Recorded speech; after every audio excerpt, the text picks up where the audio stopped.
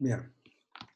Bueno, entonces, acabamos de plantear el problema este de emparejamiento estable, ¿no? Resumiendo, tenemos esos dos conjuntos W y M, ¿tá? Y lo que queremos buscar es un emparejamiento, es una asignación de 1 a 1, tales que no hay inestabilidades de este tipo, es decir, dos personas que se prefieren mutuamente antes que a sus respectivas parejas, y que entonces se irían juntos y dejarían colgados a las parejas que les habíamos asignado, ¿no? Entonces, ni siquiera es claro que haya una solución para ese problema, ¿no? Pero en realidad sí la hay, y esto que les muestro acá, de entrada y sin anestesia, es lo que se llama el algoritmo de Gale-Shapley, que como les decía hace un rato es de los años 60, que resuelve este problema. Se muestra que sí, que siempre se puede encontrar un emparejamiento estable, y lo hace de forma constructiva, es decir, da un algoritmo que resuelve el problema. ¿Ah? Y este es el algoritmo. Primero agarramos y marcamos todos como libres, y después decimos, bueno, mientras exista algún M libre que no sea propuesto a toda W, a toda persona W, entonces vamos a repetir estos pasos de acá, ¿no? Que lo que hacemos es, bueno, sea W la persona de mayor preferencia para M, o sea, agarro este M libre, que todavía existe, porque si no, no había entrado acá en el while, y para él me fijo quién es la W a la cual aún todavía no se le propuso de mayor preferencia para él, ¿no? Entonces, si W está libre, entonces nos vamos a emparejar con M, ¿no? Es decir, formamos tentativamente una pareja. Si no, puede pasar que W esté en pareja con alguien más, ¿no? Porque ya fue, en alguna iteración anterior de este while, ya la pusimos en pareja con alguien. Entonces, si W prefiere a M, que se está proponiendo ahora, antes que su actual pareja M', entonces dejamos a M' libre, ¿ah? Y emparejamos a M con W. Es decir, rompemos la pareja que tentativamente teníamos hasta ahora entre W y M', y formamos una nueva pareja entre M y W. ¿Ah? Si no, si en realidad W prefiere a su pareja actual, entonces rechaza a M y M sigue libre, ¿tá? Y esto sigue iterando hasta que en algún momento, digamos, termine, ¿tá? Ese es el algoritmo. Si lo piensan, si damos por aceptadas todas estas reglas machistas, patriarcales, tradicionalistas, etc., bueno, esto es como una especie de simulación de la vida misma, ¿tá? Los M proponen y se forman parejas, y después si alguno recibe una pareja mejor, se va con ese otro, etcétera, etcétera. Empieza como a simular los movimientos que podrían darse entre las parejas, ¿tá? Tentativamente se forma una, pues después se rompe y se va con otro, etcétera, etcétera, etcétera. Y eso va evolucionando. Ese es el algoritmo. Y yendo a una pregunta que me decía recién, fíjense la forma en que estamos escribiendo los algoritmos. Fíjense que esto está muy lejos de ser realmente un código en un lenguaje de programación, ¿no? Y este es el estilo en el que vamos a escribir los algoritmos, el que vamos a seguir en los prácticos, y el que se van a encontrar en el libro, y el que muchas veces van a encontrar en un artículo de informática si lo leen por ahí, ¿tá? Es suficientemente preciso como para que uno lo entienda y de hecho pueda implementar esto, ¿no? Pero la forma en que lo expresamos es de mucho más alto nivel. Ahora hay algunas preguntas acá.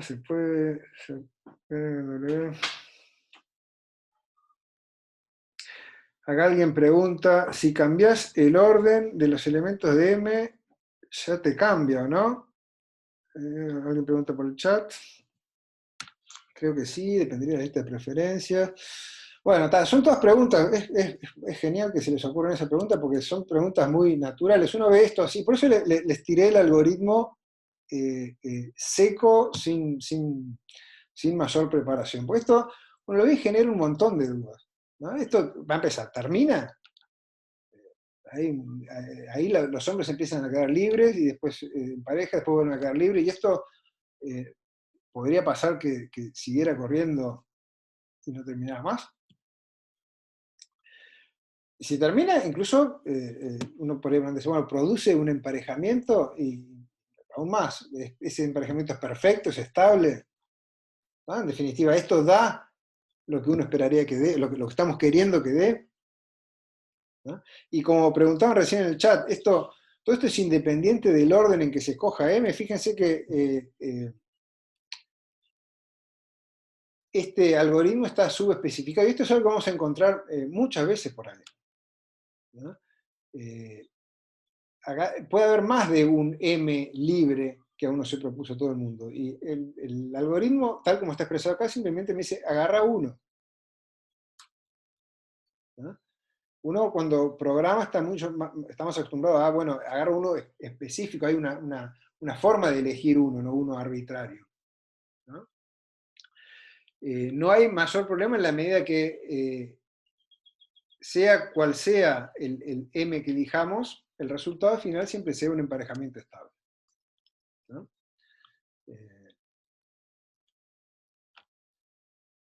Pero igual cabe la pregunta de si puede pasar que si tomo un M u otro M, depende cuál sea el M que elijo, capaz que el resultado final son emparejamientos estables distintos, ¿no? Y si no existe una solución, ¿qué pasa? ¿Qué hace el algoritmo? ¿Me da algo? Yo podría analizar el algoritmo y convencerme de que termina, ¿ah? Y de que si existe una solución la encuentra, pero bueno, y uno podría preguntar, pero si no hay solución, cuando termina, ¿qué es lo que me da? ¿Cómo me doy cuenta? Tendría que salir a chequear si lo que me dio está bien o no, ¿no? Bueno, hay un montón eh, de dudas que pueden surgir acá, ¿no? Y esto lo traigo como a cuento para motivar un poco cuáles son los objetivos del curso, ¿no? El algoritmo de Gale-Shaplin y el problema de emparejamiento estable en sí no es sencillo, de hecho no es de los algoritmos más fáciles que vamos a estudiar. Incluso yo me acuerdo de una vez se dio una discusión entre nosotros, digo, si era apropiado arrancar con un algoritmo que no es de los más sencillos. Pero tiene una virtud que motiva muy bien el resto del curso. Y el libro, además de que hay una motivación para nosotros de mantener el hilo conductor del libro, yo me imagino que en el libro también lo eligieron esto como punto de partida porque motiva muy bien qué es lo que queremos, qué necesitamos cuando analizamos un algoritmo. Es decir, motiva muy bien la necesidad de estudiar las cosas que vamos a estudiar, ¿no? ¿Cuáles son los objetivos del curso? Bueno, uno de los objetivos es conocer algoritmos clásicos. Hay una batería de algoritmos para varios problemas bien estudiados en computación, en las ciencias de la computación, y que uno como profesional de la computación tendría que manejar, que conocer, no solo conocer, sino además ser capaz de, bueno, aplicarlos para resolución de otros problemas. Y este es un ejemplo de esos algoritmos, ¿no? Es un algoritmo que soluciona un problema, ¿no? Que acá está ilustrado con una metáfora, ¿no? De hombres, mujeres, personas que se hacen propuestas unas a otras, pero que en definitiva, si uno se abstrae de la metáfora concreta, es una abstracción para un montón de problemas de emparejar una cosa con otra que aparecen en varias situaciones, ¿no? Quizás no exactamente el problema así tal cual, pero una variación de este problema, y uno se puede inspirar en este algoritmo para solucionar el problema que tiene entre manos. De hecho, después vamos a ver algunas extensiones o adaptaciones del algoritmo de Gale-Shapley para situaciones un poco más generales, ¿no? Por ejemplo, donde la relación no es 1 a 1, sino que bueno, hay yo sé, varios no sé, pasantes que pueden ir a trabajar a una misma empresa, cosas de ese tipo. ¿Tá? De hecho, en el práctico tenemos algunos ejercicios de ese tipo. Otro de los objetivos es dominar técnicas generales de diseño de algoritmos y aplicarlas. De manera que a lo largo de todo el libro las cosas están presentadas como, bueno, está este problema, lo analizamos un poco y diseñamos un algoritmo para resolver ese problema.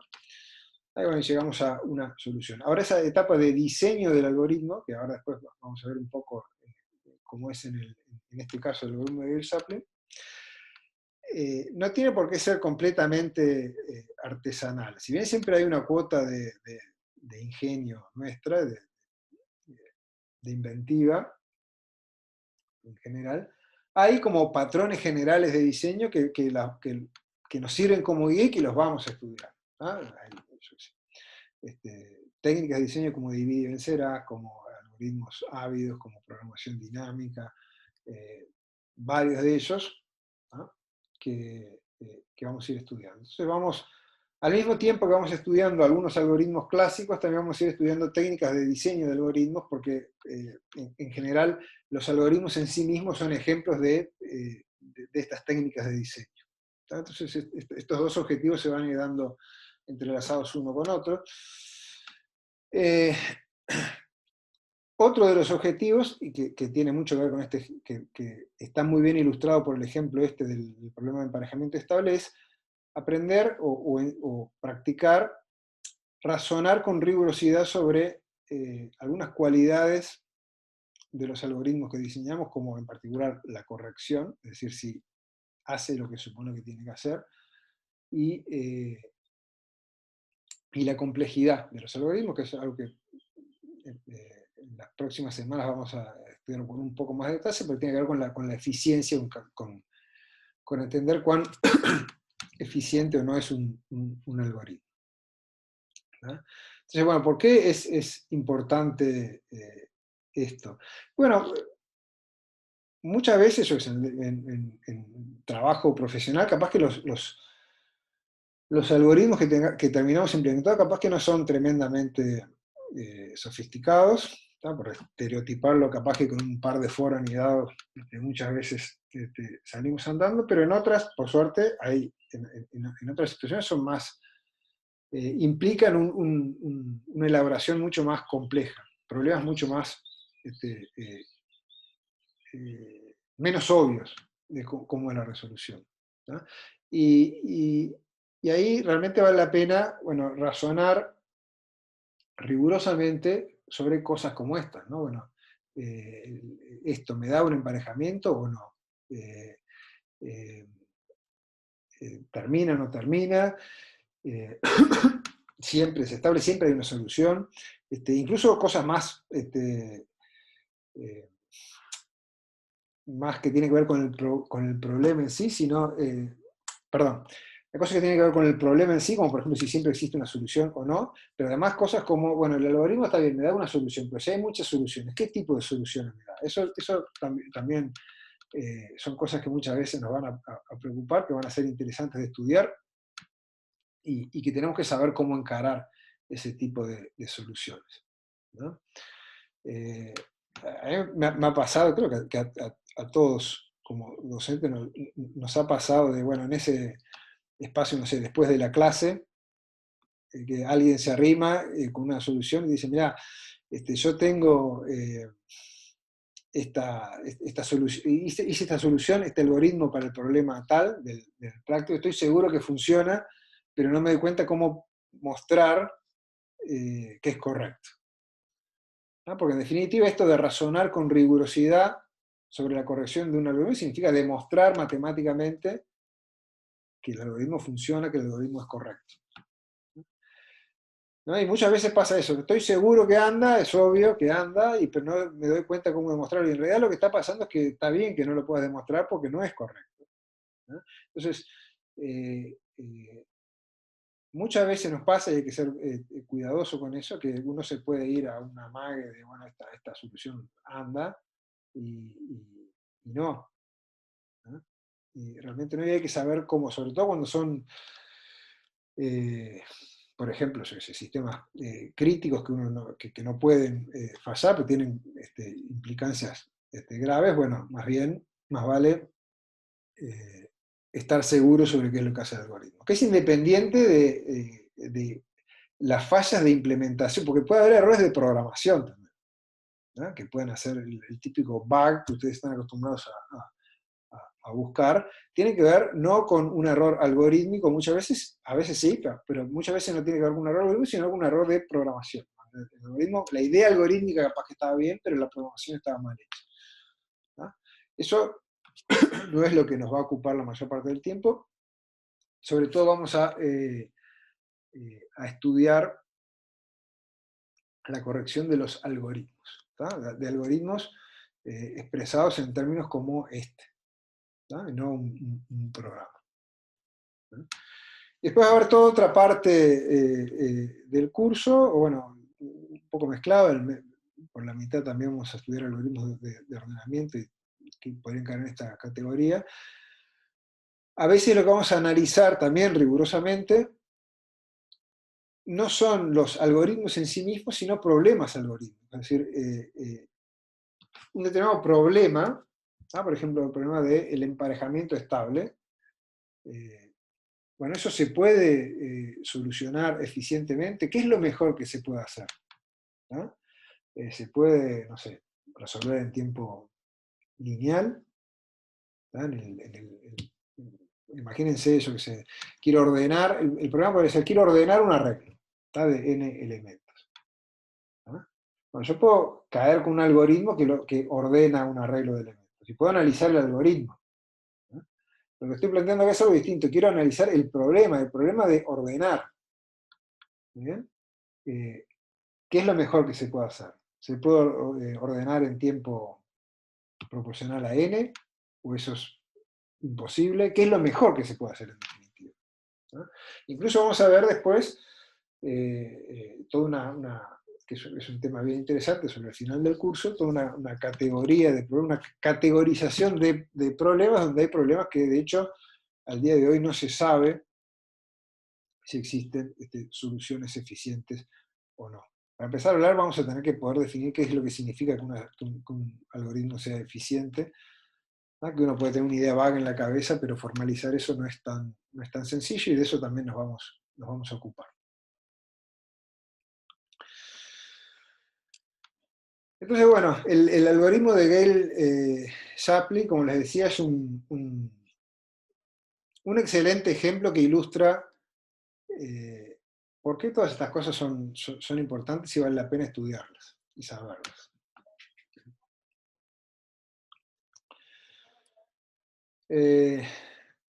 Para terminar un poco esta presentación de qué va el curso, y antes de meternos a estudiar un poco más el algoritmo, quería pasarles un par de recomendaciones con respecto a esto de razonar con rigurosidad sobre los algoritmos y sobre los problemas algorítmicos, que eso no creo que sea algo a lo que ustedes están acostumbrados. Es más, esta es el curso de programación 3, creo que es eh, de las pocas oportunidades en la carrera donde lo van a trabajar intensamente, ¿no? Entonces, y es algo súper importante, así que tratemos de aprovecharlo y aprenderlo bien. Puede ser al mismo tiempo desafiante para usted justamente por no estar acostumbrados, ¿no? En definitiva, lo que estamos hablando es de hacer demostraciones matemáticas, ¿no? Ahora, cuando nuestro objeto de estudio son los algoritmos, por ejemplo, eso introduce un aspecto como de desarrollo temporal, un aspecto de máquina de estado, que va cambiando de estado con el tiempo, se van ejecutando pasos uno tras de otro, y eso es un poco diferente y a veces cuesta con respecto a, no sé, las demostraciones que hacen en cálculo o en álgebra, que son como más sobre, o suelen ser sobre algo más estático, que no tienen usualmente esta noción de algo que va evolucionando.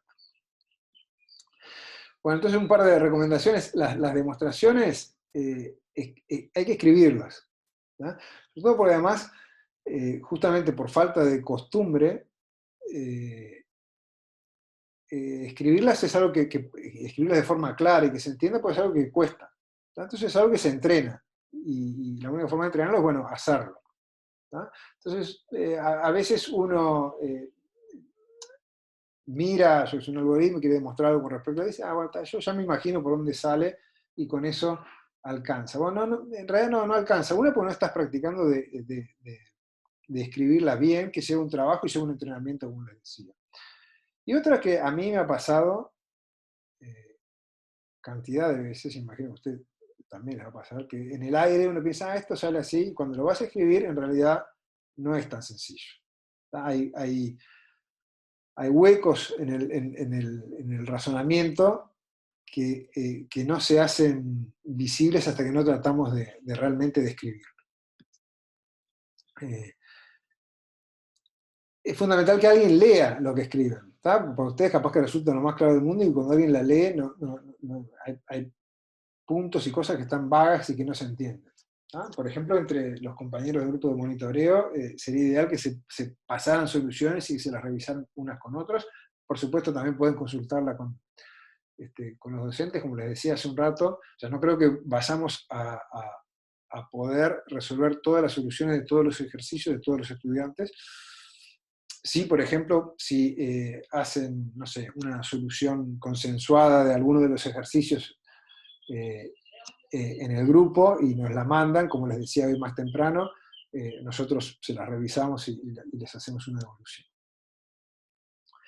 Cuando escriban, hay que tener en cuenta quién es el destinatario de esto que están escribiendo, ¿no? No es lo mismo la forma de escribir del libro, que tiene fines didácticos, está escrita en general de forma mucho más verborrágica y con idas y vueltas, y podríamos hacer así, pero eso tendría este problema, entonces mejor lo hacemos así, ¿no? Entonces, ustedes cuando leen el libro van a ver un tipo de demostración que tiene fines didácticos. No es necesario, por supuesto, que ustedes, no sé, resolviendo un ejercicio en un parcial o en un examen, escriban de esa manera, porque ustedes no están buscando enseñar nada a nadie. Las demostraciones que hagan ustedes tienen que ser, o deberían ser concisas y directas al grano, ¿tá? Pero tienen que ser claras.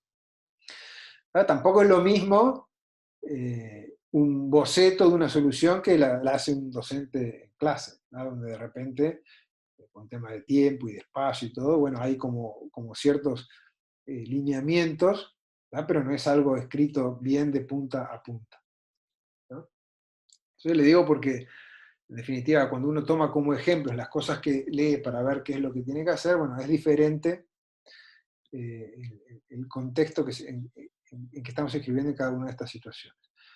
Si se sienten que necesitan un poco de apoyo sobre este tema, en el sentido de cómo hacer, de cómo pensar y escribir una demostración, muchos de ustedes ya salvando el detalle de la evolución en el tiempo de los algoritmos, como les decía recién, pero bueno, ustedes ya tienen costumbre de los cursos de matemática de trabajar haciendo demostraciones, ¿tá? Pero de todos modos, si sienten que quieren, bueno, repasar o tomar ideas,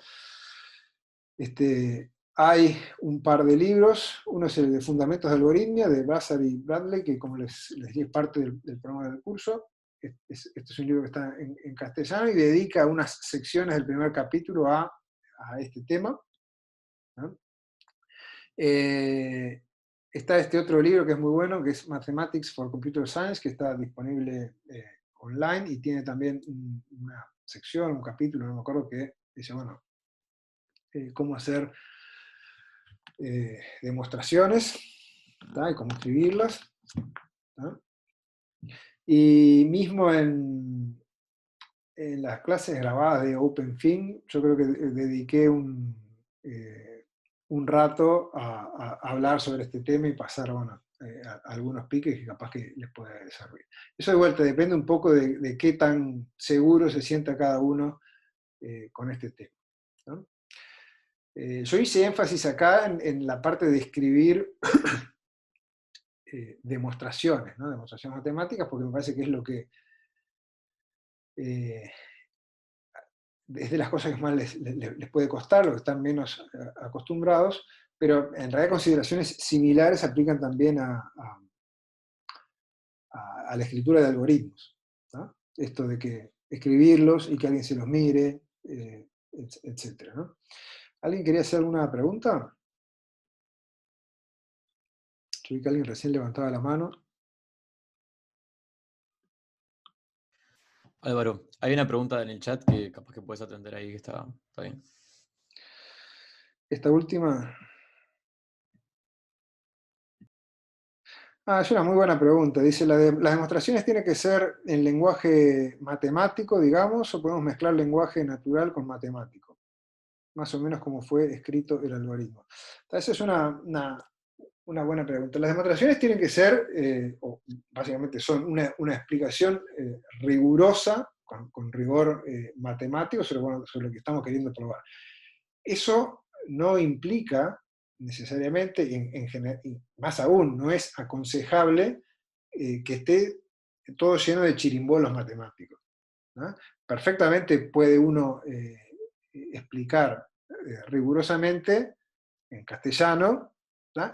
Auxiliándose cuando clarifica de la notación matemática, pero eso no es menos formal que escribir una seguidilla de para todo existe, sin exclamación, llave, en definitiva, a veces uno puede, por tratar de usar notación matemática, uno termina con expresiones mucho más difíciles de leer y de entender que una frase, y no necesariamente eso es más riguroso, ¿no? Para eso, bueno, van a ver las demostraciones del libro, si bien tiene esto que les decía de que como son con fines didácticos, a veces un poco que diverge por caminos alternativos, no son súper concisas, porque justamente quieren explicar cómo es que se llega ahí, pero en definitiva termina construyendo una demostración rigurosa. Y van a ver que no necesariamente está cargado de notación matemática, que eso muchas veces es menos claro y no necesariamente más riguroso. No sé si alguna pregunta más. Yo tenía una duda, Sí. como para, capaz que ya tengo el ejemplo como para dejarlo ilustrado con lo que estábamos dando del emparejamiento. Sí, En el caso de que yo, por ejemplo, quiera demostrar que termina, sí, y por un lado demuestro que en cada iteración, si tengo n hombres libres, en la siguiente puedo tener n o menos. sí, Eso por un lado. Y por sí. otro lado, que si tengo hombres libres, que no siempre voy a tener hombres libres, como que en algún momento va a decrecer eso. ¿Me explico? Sí, ¿Eso ya alcanza o también tengo que demostrar por qué si tengo esas dos cosas, o sea, de forma lógica? bueno, sobre todo el segundo punto que mencionaste, es difícil pensar en el aire, pero creo que eso alcanzaría, pero tenés que explicar por qué eso pasa. Por ejemplo, el primer punto que vos dijiste es la cantidad de hombres libres o disminuye o se mantiene. ¿Está bien? Claro, Pero ahí yo podría decir, bueno, pues si se mantiene, ¿qué pasa si se mantiene y se mantiene y se mantiene? claro. Yo lo que estaba pensando en realidad es que si se mantiene, se mantiene, se mantiene, lo único que está haciendo es aumentar las preferencias de las mujeres hasta que en algún momento no tenés, tenés un tope de preferencias de mujeres. No se puede ¿No? mantener y mantener y mantener porque, o sea, el inconformismo tiene un tope. Ujú. Bueno, Y esa podría ahí ser va. una estrategia de demostración. Esto que vos acabás de hacer es como el primer paso en elaborar una demostración, que es uno hacerse la idea de por qué lo que estamos tratando de probar es cierto. ¿No? Después lo que tiene que tratar de hacer es bajar eso a tierra y escribirlo